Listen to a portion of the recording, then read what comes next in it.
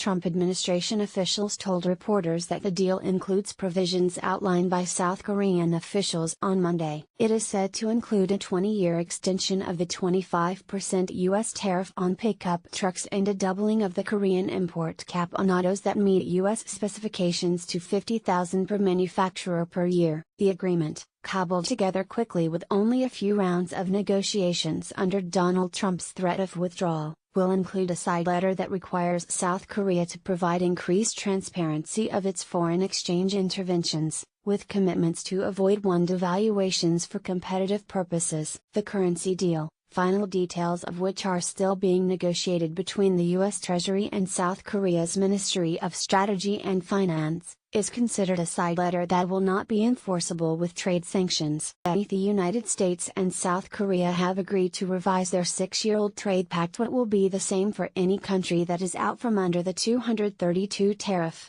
Like with Korea, there will be a hard quota. Official many U.S. lawmakers, particularly Democrats, had opposed the 2015 Trans-Pacific Partnership trade deal because it had a similar currency manipulation side agreement that could not be enforced. Nonetheless, the revised U.S.-South Korean Free Trade Agreement, known as KORUS, would be the first U.S. trade deal in force with a currency side deal, and would not need congressional approval, the officials said. Asked whether the Forex agreement would ensure that South Korea is not declared a manipulator in the U.S. Treasury's next currency report due on April 15, the officials declined to comment, saying such assessments would be made in accordance with Treasury's normal procedures. Improving foreign exchange policy transparency would mean disclosing the amount of money spent to curb currency market volatility, an official at South Korea's finance ministry said.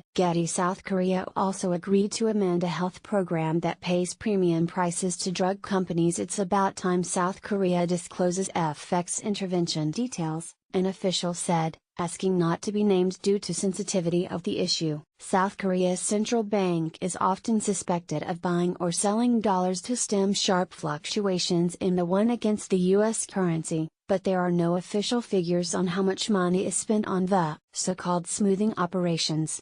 While South Korea says its currency market intervention is restricted to smoothing operations both ways, the practice has exposed the country to criticism that it may be devaluing its currency to sharpen exporters' competitiveness. Earlier in March, South Korean government officials said plans to disclose details of currency market intervention are under review. South Korea has been kept on a Treasury currency monitoring list due to its large global current account surplus and U.S. trade surplus. The Treasury's October report urged Korea to enhance the transparency of its exchange rate intervention.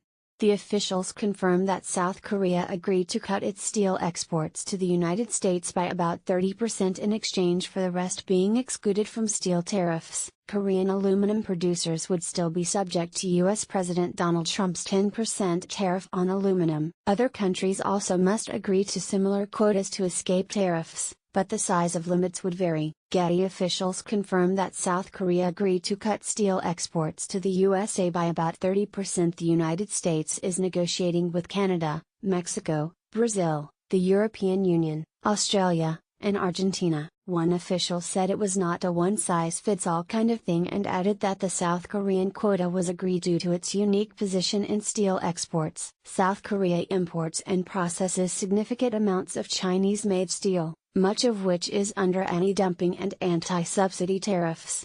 What will be the same for any country that is out from under the 232 tariff? Like with Korea, there will be a hard quota, the official added. South Korea also agreed to amend a government health program that pays premium prices to domestic drug companies in order to ensure a level playing field for U.S. pharmaceuticals producers, the U.S. officials said. In addition to the increased access for American vehicles that meet U.S. but not necessarily South Korean safety standards, the U.S. officials also said they won reductions in non-tariff barriers to U.S. vehicle sales, including elimination of duplicate environmental testing requirements and recognition of U.S. replacement parts standards. Extension of the phase-out period for U.S. pickup truck tariffs to 2041 would ensure that U.S. pickup truck production would not migrate to South Korea as some production moved to Mexico after the North American Free Trade Agreement eliminated the tariff, the officials said.